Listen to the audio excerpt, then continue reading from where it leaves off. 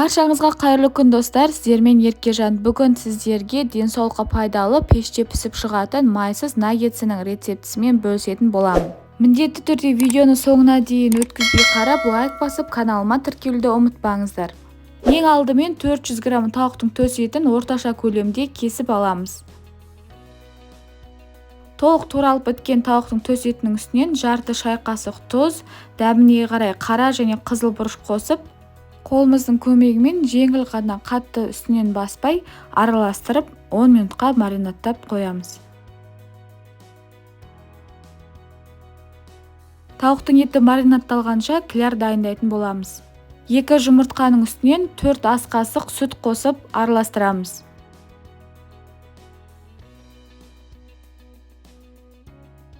Үстінен 4 ас қасық ұнымызды салып, түйіршік қалмайтындай біркелкі массаға дейін араластыратын боламыз.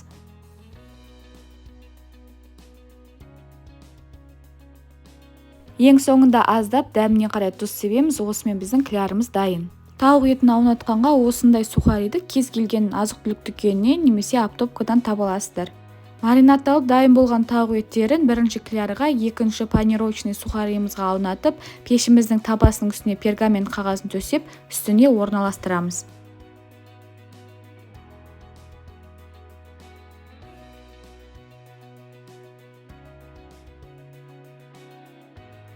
Наггетсыларымыз піскен кезде өте құрғақ болмау үшін 50 грамм сары майымызды ерітіп, үстілерінен осылай жағып шығамыз.